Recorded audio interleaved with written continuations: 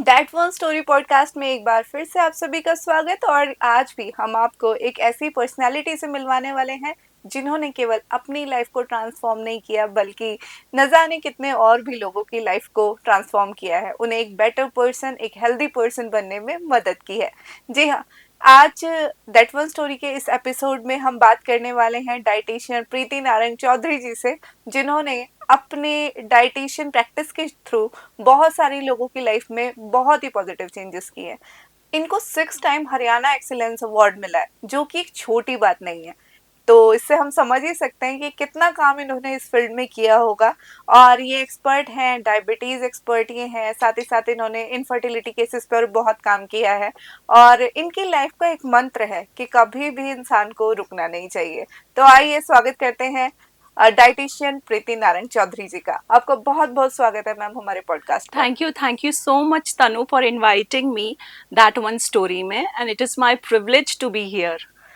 So ma'am, जैसे कि आपका जो करियर है इसके बारे में जब हम बात स्टार्ट करते हैं, जब आपकी दैट वन स्टोरी की बात हम स्टार्ट करते हैं, तो इनिशियली आपसे जानना चाहूंगी कि जब आपके इनिशियल डेज, जब आप स्टडी कर रहे थे, जब लाइफ की स्टार्टिंग थी, पीक डेज थे, तो बहुत सारे ऑप्शंस आपके पास रहे होंगे, आप कुछ भी कर सकते थे। तो आपने ये डाइटिशियन बनना कैसे चूज किया, आप इस फील्ड में कैसे आए? एक्चुअली बचपन से मुझे ये पता था कि मुझे साइंस में ही कुछ करना है, क्योंकि मेरी फेवरेट टीचर जो मेरी रोल मॉडल थी स्कूल में, she was my biology teacher, oh great. Deepika ma'am. And मैं उनको हमेशा मैं उनको लुक अपॉन करती थी कि भाई मुझे बनना है तो कुछ उनके जैसा बनना है। She was very smart and she was very intelligent. और बचपन से इंटेलिजेंट तो थी मैं, तो मुझे मेडिकल लाइन में जाना है, ये मेरा क्लियर ऑब्जेक्टिव था। और अगर हम बात करें डाइटिक्स की, तो उसको मैंने चूज थोड़ा लेटर स्टेज पे किया, क्योंकि मैंने एमएससी किया और मैं रिसर्च फील्ड में चली गई। I was research associate in national bureau of animal genetic resources at great. Karnal. But as you know, जब लाइफ स्टेजेस होती हैं, शादी हुई, बच्चे हुए, मदरहुड के बाद पॉज लेना ही पड़ा। पर ये तो मुझे पता था कि ये पॉज है, रुकना नहीं है अभी। सो जब ये टाइम आया, जब आपकी मैरिज हुई, मैरिज आपकी कहाँ पर हुई? करनाल में। करनाल में ही आपकी आई marriage? Basically belong to Karnal. Okay. So marriage के बाद जो चेंजेस आए उसके बारे में कुछ बताइए, क्या चेंजेस थे? लाइक लाइफ में जो करियर अब थोड़ा उतना फोकस पे नहीं था, फैमिली फोकस पे थी, तो उस ट्रांजिशन को कैसे मैनेज किया आपने? देखो, as such I was lucky, my husband is always supportive और उन्होंने मुझ में हमेशा बिलीव किया। पर I hope you can understand कि कई बार करियर हमें ड्रॉप करना पड़ता है मदरहुड के लिए। आई बिल्कुल। Have 2 sons. ग्रेट। तो जब मेरा बड़ा बेटा पैदा हुआ तो I have to leave central government job, क्योंकि ये तो पता था ना कि वो भी मेरी रिस्पॉन्सिबिलिटी है, मुझे बिल्कुल। उसका भी ध्यान रखना है। तो वो दोनों साथ साथ उस समय नहीं चल सकते थे, तो वो पॉज लेना पड़ा। सो आप इतनी अच्छी जॉब में थी, बहुत सारे लोगों के साथ ये स्टेज आती है, मतलब वो करियर पे एक टाइम पर बहुत ही टॉप पर होते हैं, बट जब कुछ रिस्पॉन्सिबिलिटीज आती हैं, जैसे आपने बताया, कई बार बहुत बड़े चेंजेस भी आते हैं लाइफ में।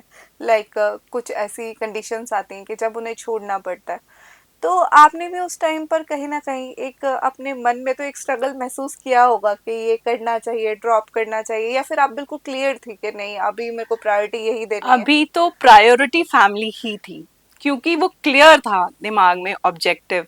क्योंकि ये तो मुझे पता था कि मेरे अंदर काबिलियत है। पॉज के बाद मैं जब रीस्टार्ट करूंगी तो मैं कर जाऊंगी। कहीं ना कहीं I was confident about that. Struggles हुए लाइफ में, ऑफ कोर्स स्ट्रगल्स हुए, रीबैक करना आसान नहीं था। बच्चों के साथ दोबारा 10 इयर्स के ब्रेक के बाद दोबारा अपने करियर को फोकस करने के लिए पढ़ना।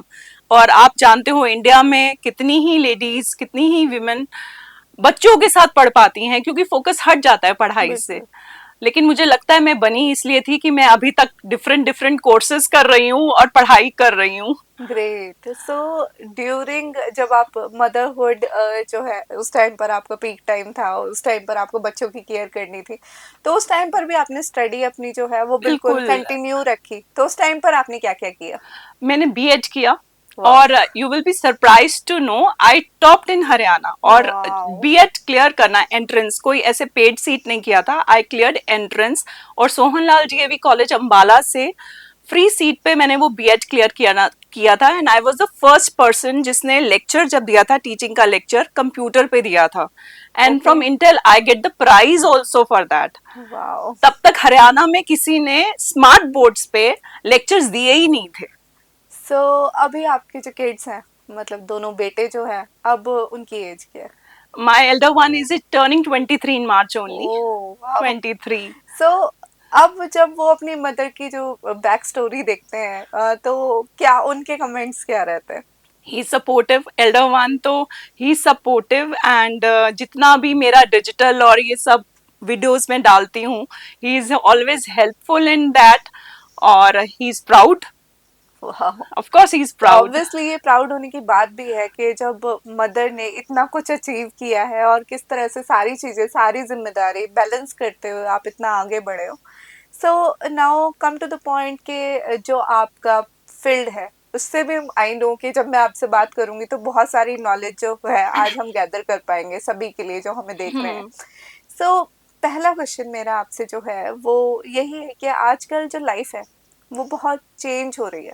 मतलब एक फास्ट पेस लाइफ की तरफ हम जा रहे हैं, एआई की तरफ हम जा रहे हैं। साथ में हम देखते हैं कि जो हमारा लाइफस्टाइल पहले होता था अब बिल्कुल ही चेंज हो चुका है। सो उसी के साथ साथ बहुत सारी प्रॉब्लम भी राइज हो रही है। लाइक आजकल जैसे आपकी एक्सपर्टीज भी है, इनफर्टिलिटी, डायबिटीज, स्ट्रेस और कितनी सारी प्रॉब्लम्स जो है वो आने लगी है। तो इन्हीं टॉपिक्स को मैं थोड़ा सा इनसे जो रिलेटेड क्वेश्चन है वो मैं आपसे पूछना चाहूँगी। तो सबसे पहले मैं बात करना चाहूँगी आपसे डायबिटीज़ के बारे में कि जो डायबिटीज़ है उसको ये डाइट के माध्यम से जो खाना पीना है उसको मैनेज करके किस तरह से उसमें चेंजेस लाए जा सकते हैं, क्या रिवर्स किया जा सकता है? Yes, diabetes is reversible with lifestyle. Diabetes 2. ठीक है। देखो पॉइंट क्या है, अगेन लाइफस्टाइल बहुत इराटिक हो गया है, बहुत फास्ट पेस पे लाइफ चल रही है। और हस्बैंड वाइफ दोनों वर्किंग हैं, समय ही नहीं है खाना बनाने का। चलो कुक्स भी रख लिए if you are able to, पर मोस्ट ऑफ द टाइम्स आप थक जाते हो, स्ट्रेस्ड होते हो, तो मोस्ट ऑफ द टाइम्स हम क्या करते हैं, बाहर से ऑर्डर कर लेते हैं खाना। भाई अब नहीं बन रहा खाना, बाहर से ही खाएंगे। और सब कुछ ईजी हो गया है, सब कुछ बहुत लाविश हो गया। तो ऑफ कोर्स अगर आप ये प्लान करो, मील प्लानिंग करो, अपने पूरे हफ्ते की ग्रोसरी मिलकर आप खरीद लो, अपना पूरा एक मेन्यू डिसाइड कर लो कि भाई हम यही खाने वाले हैं, तो आपकी लाइफ इजी होगी। अब बाहर का खाना कम से कम खाओगे, जंक, मैदा, प्रोसेस्ड, ये कम से कम खाओगे। और अगर आपके ब्लड शुगर लेवल्स फ्लक्चुएट होते हैं तो ऑफ कोर्स उन पे फर्क पड़ेगा। और इसके अलावा आप डिसाइड करो कि चाहे कुछ हो जाए, अपने ऊपर कम से कम 1 घंटा पूरे दिन में स्पेंड करना ही करना है, चाहे वो वॉक है, चाहे वो कोई फिजिकल एक्टिविटी है, चाहे वो मेडिटेशन है, what ever you feel like. क्योंकि देखो हेल्थ लग्जरी तो नहीं है, वो आपकी रिस्पॉन्सिबिलिटी है। आप बिजी हो, आप पैसा कमाना चाहते हो, दैट इज एब्सोल्युटली फाइन, आप करो, पर अपने ऊपर तो थोड़ा सा टाइम स्पेंड करना बनता है। बिल्कुल। बिकॉज वो फिर दोबारा नहीं मिलेगा, कुछ नहीं मिलेगा। और शुगर की बात करें तो जब आप ये सब कुछ प्लान कर लोगे ना, तो आपकी मेडिसिन, आपका इंसुलिन अपने आप ड्रॉप करेगा, 100% करेगा, because this is all about lifestyle. So जैसे आपने बताया कि बहुत सारी जो चेंजेस है वो इस वजह से भी है क्योंकि हमारे पास वक्त कम है। दूसरी बात कि हम बाहर से बहुत ऑर्डर करते हैं। तो आपके पास भी बहुत सारे क्लाइंट आते होंगे जो अपनी बहुत सारी प्रॉब्लम, एक हेक्टिक शेड्यूल लेकर आपके पास आते हैं कि हमारे पास तो टाइम है नहीं है। तो उस टाइम पर अगर आपको, जो लोग हमें सुन भी रहे हैं, उनको भी कोई ऑप्शंस देने हो, लाइक कि अगर वो बाहर से भी कुछ खाना चाहते हैं तो what are the healthy options? देखो ऑफ कोर्स एक तो अवेलेबिलिटी है, बाहर से अगर आपको खाना है, हेल्दी है, ऑप्शंस हैं, तो आप ग्रिल्ड चीजें खा लो, फ्राइड ना हो, ऑयल तला हुआ ना हो, स्ट्रीट फूड ना हो, ठीक है। बाकी अगर आप जहां से खा रहे हो, सबसे पहली चीज साफ सुथरा हो। आप चेक करो कि आपके जो जहाँ पे जिस भी होटल में कहीं पे भी आप खा रहे हो कि ग्लव्स पहने हैं या नहीं, थोड़ा सा हाइजीन का ध्यान रखो कि उससे भी फर्क पड़ता है। और अगर ऑप्शंस करें तो यस, साउथ इंडियन ऑप्शंस हमेशा अच्छे होते हैं क्योंकि उनमें ऑयल कम होता है, तो साउथ इंडियन आप चूज कर सकते हो। ग्रिल्ड टिक्कास चूज कर सकते हो, पर फिर से वही कि आप कहाँ से खा रहे हो, क्लीन है या नहीं, वो भी इम्पोर्टेंट है। एंड एक और क्वेश्चन, जैसे आपने क्लीनलीनेस की तो आपने बात की ही, लेकिन साथ में अभी जब भी हम किसी भी होटल का मेन्यू देखें या फिर हम घर पे भी कोई चीज़ बनाएं, जैसे आप एक डाइटिशियन है, आपके पास एक नॉलेज है, यू नो द थिंग्स के जो एलिमेंट्स है जो भी आपके फूड में जा रहे हैं, उनसे बहुत फर्क पड़ जाता है। डिश का नाम वही हो सकता है लेकिन उसके जो न्यूट्रिशन वैल्यू है, जो आपने उसमें इनपुट किया है, उससे बहुत फर्क पड़ जाता है। आपने ऑयल कितना डाला, बिल्कुल। लाइक आपने उसमें स्पाइसेस कितने डाले, आपने उसमें सॉल्ट कितना डाला। सो एक ही डिश और डिफरेंट कैलोरी के साथ वो अलग अलग जगह से आ सकती है, तो उसको आप बैलेंस एक नॉर्मल किचन में कैसे कर सकता है इंसान? देखो पॉइंट क्या है, हम नॉर्थ इंडिया में रहते हैं, यमुनानगर, करनाल, अम्बाला, पंचकुला, यहाँ पे सारा पंजाबी टच है। कुछ भी डिश बन रही है, मलाई डाल देते हैं, क्रीम डाल देते हैं, एग्जैक्टली। ठीक है। अब मलाई और क्रीम डालोगे तो कैलोरीज तो हाई हो रही है ना, बिल्कुल। ठीक है। आप कोशिश करो कि इनको कम से कम रखो, ठीक है। अगर आपको कुछ क्रीमी खाना है तो लो फैट मिल्क यूज कर सकते हो डिशेस में, अगर इफ यू वांट सो। और कॉम्बिनेशंस ढंग से खाओ, लाइक फाइबर इंक्रीज करो। अगर आप सपोज राजमा चावल खाना चाहते हो, कोई नहीं बताता बट मैं बोलती हूँ, मैं ना जब डाइट लिखती हूँ ना, तो आई राइट राजमा चावल प्लस सब्जी। ओके। कहेंगे मैम राजमा चावल इज मोर देन एनफ, उसके साथ सब्जी क्यों खानी है। मैं अपने बच्चों को भी यही बोलती थी। हमारे घर में बचपन से, वो जब से छोटे हैं, हम क्या करते हैं, राजमा चावल के साथ घिया, तोरी, पेठा, टिंडा, कोई एक वेजिटेबल बना देते हैं। और बच्चों को कंपल्सरी होता है कि पहले ही एक कटोरी पेठा की खाओ या घिया की खाओ, then you will get the rajma chawal. Okay. उससे क्या हुआ, राजमा प्रोटीन है, राइस आपके कार्ब्स आ गए, लेकिन आपने फाइबर बहुत सारा खाया, तो उससे आपका ब्लड शुगर लेवल फ्लक्चुएट नहीं होगा, 100% नहीं होगा, फाइबर आपकी बॉडी में जा रहा है। बिल्कुल। बहुत सारे, जैसे मैं क्लिनिक पे होती हूँ ना, इतने बड़ी बड़ी एज के भी लोग आते हैं, 50 ईयर्स के, कि हम बोलते हैं हम तो घिया नहीं खाते, हम तो पेठा नहीं खाते, हम मैम सब्जी कोई नहीं खाते, हमारे घर में तो रोज कभी करी चावल, कभी राजमा चावल, कभी इडली, ऐसा ही सब चीजें बनती है, क्योंकि हम सब्जी नहीं खा पाते हैं। अरे क्यों, जब तक आप सब्जी, हरी सब्जियां नहीं खाओगे, फ्रूट्स नहीं खाओगे, फाइबर नहीं खाओगे, तो बीमार तो पक्का ही हो जाओगे। तो मेक श्योर कि एक हरी सब्जी बच्चों को, बड़ों को, सबको अपने घर में एक जरूर बनानी चाहिए और खानी चाहिए। सो मैम, जैसे कि आपने सब्जी की बात की, अब एक और क्वेश्चन मेरे दिमाग में यहाँ पर आता है कि आज जब हम इंडियन खाने को देखते हैं तो यहाँ पर हमारे पास बहुत सारे ऑप्शन, बहुत सारी वैरायटी है, बट फिर भी एक शुरू से हमने पढ़ा भी है, समझा भी है कि एक बैलेंस्ड मील होना बहुत ज़रूरी है। तो अगर आप सिंपल वर्ड्स में समझाएं कि एक बैलेंस थाली क्या होनी चाहिए? बैलेंस थाली में सबसे पहली चीज फाइबर होना चाहिए। फाइबर में सब्जी, सब्जी होना बहुत जरूरी है, प्रोटीन होना बहुत जरूरी है। प्रोटीन कैन बी एनीथिंग, आप पनीर खाना चाहो, सोया खाना चाहो, दाल्स खाना चाहो। कार्ब्स में मैं हमेशा बोलती हूँ, मतलब अब क्या है, पंजाबी में या नॉर्मल में, हमारे घर में रोटी बन रही है तो राइस भी बन रहा है, हम रोटी और राइस दोनों साथ में खाते हैं। तो make sure 1 carbs at a time. अगर आप ओके। रोटी खा रहे हो तो रोटी खा लो, चावल खा रहे हो तो चावल खा रहे हो।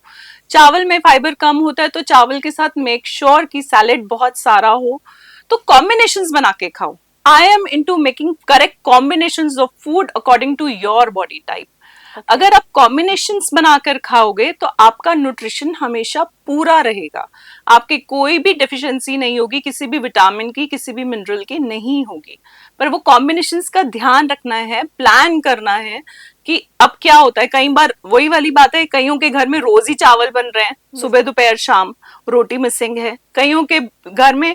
फिर कई लोग बहुत आजकल कहते हैं कि हम सात्विक खाना खाते हैं, तो हम सिर्फ सब्जी खाते हैं, तो उनका प्रोटीन मिसिंग हो जाता है। तो मेक श्योर आपके खाने में प्रोटीन, फाइबर, कार्ब्स, फैट्स, अच्छे वाले एसेंशियल फैटी एसिड्स, ये भी होना बहुत जरूरी है। सो मैम, एक क्वेश्चन और आपसे, आप इतनी सारी नॉलेज हमें दे रहे हैं और साथ ही हम जैसे कि आपकी एक्सपर्टीज भी है इनफर्टिलिटी, तो आजकल ये बहुत बड़ी प्रॉब्लम है। मतलब पहले हमें ये प्रॉब्लम सुनने को नहीं मिलती थी, बट आजकल कपल्स इतने परेशान हैं। मतलब अगर हम कहें ज़्यादातर 10 में से एक फैमिली में ये प्रॉब्लम कहीं ना कहीं आ रही है। सो एज अ डाइटिशियन आप इस प्रॉब्लम को किस तरह से देखते हैं, और क्या इसका जो फ़र्क है वो डाइट का भी फ़र्क इसमें आता है? ऑफ कोर्स देखो, लाइफस्टाइल इशू है बेसिकली। अब अब जितना जितना यंगस्टर्स हैं उनका बॉडी का क्लॉक जो है वो डिस्टर्ब्ड ही है, बायोलॉजिकल क्लॉक। सारा रात वो जागते हैं और फिर दिन में सो रहे हैं, और नाइट जॉब्स हो रही हैं, क्योंकि जितनी भी यूएस बेस्ड कंपनीज हैं या बाहर की कंपनीज हैं वो रात में सारी रात काम करते हैं और दिन में फिर सोते हैं। तो कहीं ना कहीं उनका जो लाइफस्टाइल है बिल्कुल डिस्टर्ब हो गया है, उनका सर्केडियन रिदम जो बॉडी का है वो डिस्टर्ब हो गया है। उसका रीजन की वजह से वो एग्स की क्वालिटी, स्पर्म्स की क्वालिटी पे फर्क आ रहा है, क्योंकि ना उनका खाने का समय है, ना उनका अ, सोने का समय है, ना काम का समय है। तो एवरीथिंग इज डिस्टर्ब्ड। डाइट की बात करें कि अगर वो अपने लाइफस्टाइल को इम्प्रूव करें, अपने सुबह से लेके रात तक के पूरे सिस्टम को, चाहे वो खाने का है, चाहे वो काम का है, चाहे वो सोने का है, उसको ठीक करें। 6 से 8 घंटे स्लीप लें पूरी की पूरी। मूवमेंट्स का ध्यान रखें, एटलीस्ट 10,000 स्टेप्स चलें दिन में। और इसके अलावा ढंग से खाना खाएं, बाहर का ऑर्डर कम से कम करें। प्रॉब्लम सिर्फ मैदा की है, ऑनेस्टली बाहर के खाने की है। पिज्जाज, बर्गर्स, जल्दी जल्दी देखो प्री मेच्योर जो है हेयर ग्रे हो रहे हैं, या फिर एग की क्वालिटी जो है वो डिटोरेट हो रही है, गर्ल्स में, लेडीज में, विमेन में। स्पर्म का जो प्रॉब्लम है वो हो रहा है मेल्स में। This is all because of lifestyle. So आपको लगता है, जैसे आपने दोनों ही इशू रेज किए, मतलब फीमेल्स के लिए भी और मेल्स के लिए भी, दोनों के लिए मतलब ये जो इनफर्टिलिटी की प्रॉब्लम है इसको अगर हमें रिजॉल्व करना है तो दोनों का लाइफ कपल में, दोनों चाहे वो फीमेल काउंटर पार्ट है या फिर देखो मेल, दोनों टेस्ट का। होते हैं, ब्लड टेस्ट होते हैं।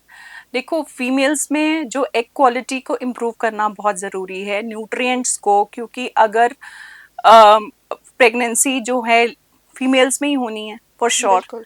ठीक है।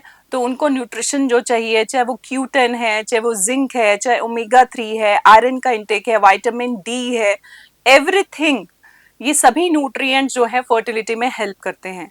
जब आप मील प्लानिंग करते हो, हम इन सब डाइट का देखो, अपने आप से कोई कुछ नहीं करता। जब आप मील प्लानिंग करोगे आपको पता है कि भाई ब्रेकफास्ट जो है सुबह 9 बजे करना ही है, ठीक है। लंच आपका 1 से 2 के बीच में होगा ही होगा, डिनर आपको समय पे करना है।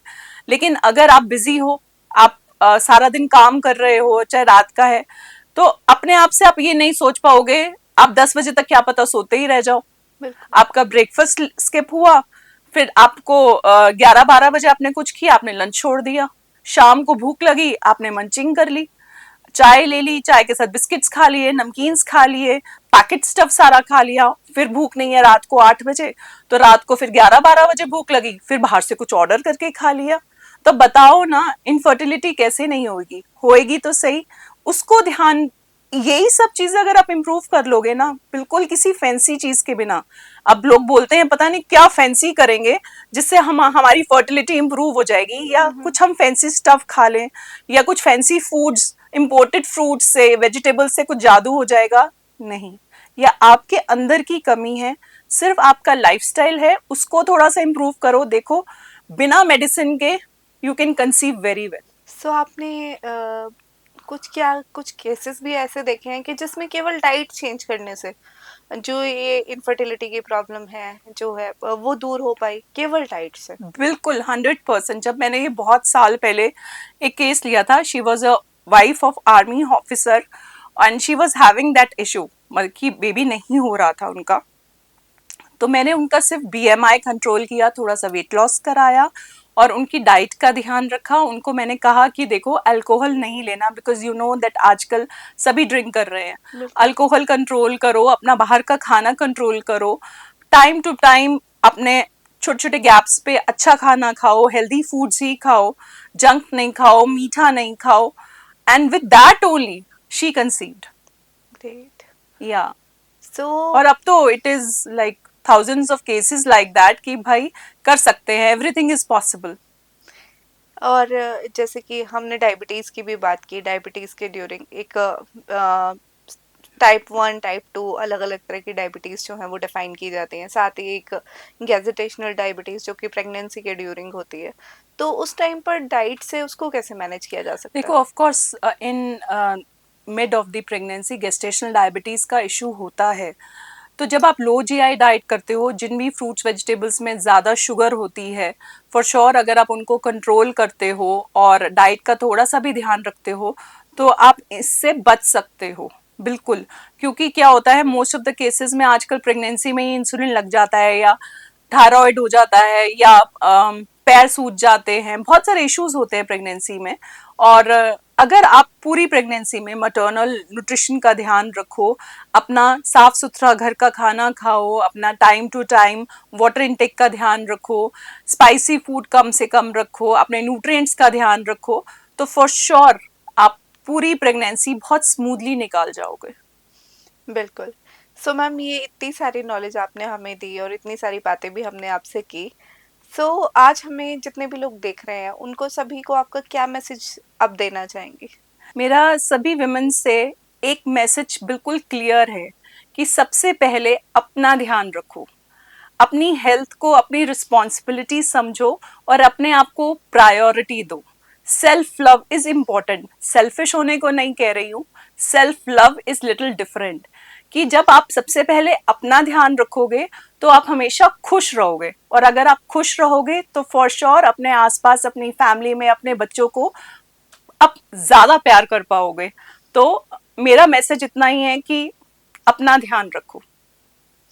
सो दोस्तों, ये थी हमारे साथ डाइटिशियन प्रीति नारंग चौधरी, जिन्होंने आज इतनी सारी नॉलेज हमें दी और साथ ही साथ इन्होंने बताया कि किस तरह से सेल्फ लव इम्पॉर्टेंट है सभी के लिए, फीमेल्स के लिए मोस्टली, क्योंकि फीमेल्स जो हैं सबका ध्यान रखते रखते अपना ध्यान रखना छोड़ देती हैं, बिल्कुल भूल जाती हैं अपने आप को। लेकिन ये बात तो बिल्कुल सच है कि अगर आप खुद से प्यार करेंगे, खुद खुश रहेंगे, तभी आप जो है दूसरों को भी खुश रख पाएंगे। खुशियाँ तभी बांट सकते हैं जब आप खुद खुश हैं। तो अपनी हैप्पीनेस की तरफ एक कदम बढ़ाइए और एक हेल्दी लाइफस्टाइल को अपनाइए, यही है आज का मैसेज।